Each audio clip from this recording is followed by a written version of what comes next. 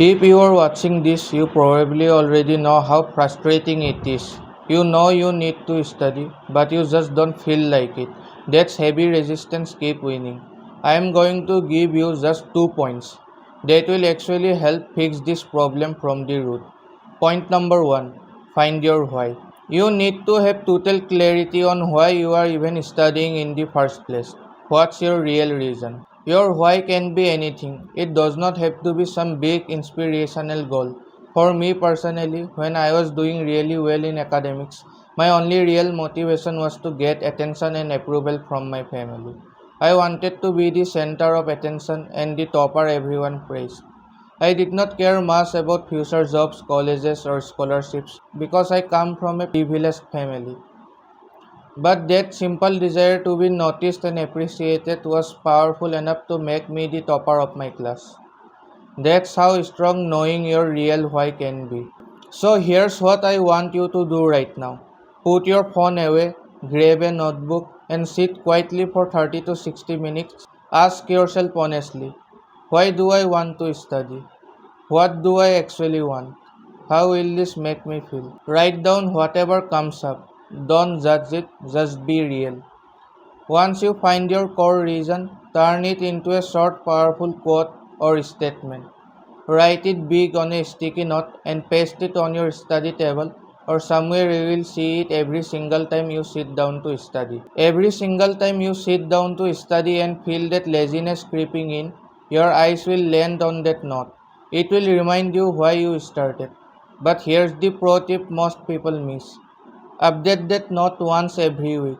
After a few days, our brains get used to it and the note slowly loses its effect.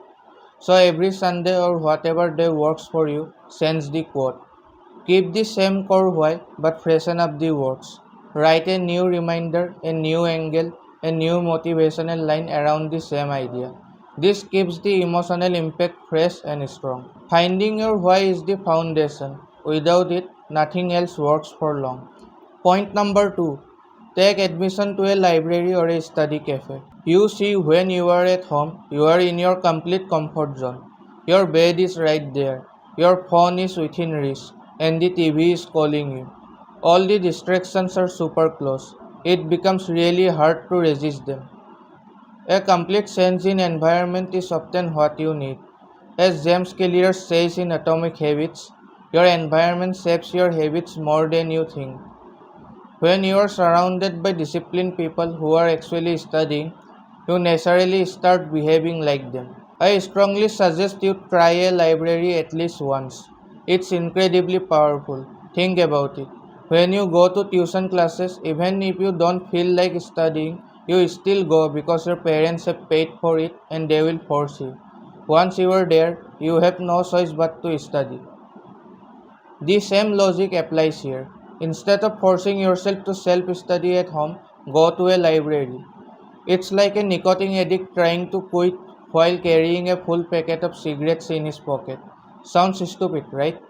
That's exactly what studying at home is like when your bed, phone, and every distraction are easily accessible. When you go to the library, don't take your phone with you. If you really need to carry one for emergencies, take a basic dumb phone that can only make calls. Most good libraries charge around 1800 per month and stay open from 6 am to 10 pm. That gives you a plenty of long focused hours. Believe me, when I started going to the library for my study sessions, that I don't feel like studying feeling almost disappeared automatically. I had no phone to scroll on. I could not lie on my bed. I literally had no other option except to study, and it worked wonders. Now, if you can't afford a library right now due to financial reasons, don't worry. It's not the end of the world. You can still make progress at home, but I highly recommend you try a library or a study cafe at least for a few weeks if it's possible. It's it's one of the best solutions for this problem. So if you can afford it, this video basically ends here for you. Close it and go take admission at a nearby library. Start today. But you cannot afford a library or you are not sure yet, keep watching. I am going to share some strong alternatives you can use at home. Here's a strong alternative that works really well. Change your study space. Even if you have to study at home, you can create a similar effect by completely changing your environment. Your normal study spot at home is probably linked to all your old habits and distractions. When you sit in the same place every day, especially your bed or your usual room, your brain automatically switches to comfort plus distraction mode. So start changing your study space regularly. Here are some practical ways to do it. Move to a different room in the house, like the living room, dining area, or even your parents' room if it's quieter. Study on the balcony, terrace, or courtyard. Go to a nearby park, garden, or college campus and sit on a bench with your books. If possible, go to a friend's house who also studies seriously. Rotate between 2 to 3 different spots every few days so your brain does not get too comfortable in one place. The key rule: never study on your bed. Your bed is for sleeping and relaxing. When you study there, your mind keeps wanting to lie down. Make your new study spot as distraction free as possible. Keep only the things you need for studying on the table. Phone goes in another room or in a drawer. Tell your family not to disturb you during that time. When I used to struggle with consistency at home, simply shifting my study location made a surprising difference. The new environment created a fresh mental state. It feels less like a boring chore and more like I am here to work more. Try this today. Pick a new spot right now and do your next study sessions there. Even small changes in environment can reduce that I don't feel like studying resistance dramatically. This is your third powerful tool. Combine it with your why not and you will already see much better results. Point number 4. Compete with a rival. Find someone to compete against. It could be your friend, sibling, cousin, or anyone willing to join you. The key difference is compete on study hours and effort, not on marks or who scores higher. Don't turn it into a marks battle. Just make it a simple challenge. Who can study the most hours in a day? Track your daily hours honestly and compare them. This friendly competition creates a powerful drive that pushes you even when you don't feel like studying. Let me tell you my personal story. Normally, I used to study around 6 hours a day, but when I joined an online Discord community full of JEE, NEET, and UPSC aspirants who studied together in voice channels, everything changed. They had ranks, tags, weekly challenges, and constant competition. I went from 6 hours straight to 11 to 12 hours daily. One day I even pulled up 16 hours and got the highest rank in the group.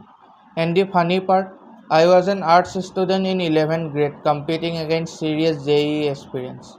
It was pure fun, obsession, and ego that drove me so hard. That method is incredibly powerful, but I will be honest with you, it's not easy for everyone to access. If you have friends or siblings who are also serious about studying long hours, team up with them immediately. If you can find a good active community online or offline where people compete on study hours, you are really lucky. Go all in. The problem is good rivals and active communities are hard to find. The one I was part of eventually died out and became inactive.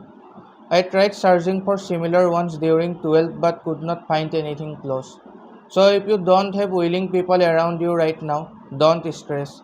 This method is not for everyone. But if you do have even one person ready to compete with you on hours, use this technique. It can take your consistency to a completely different level. Now final point, pre-plan your study sessions. Every morning take a few minutes to make a clear plan for your study sessions that day.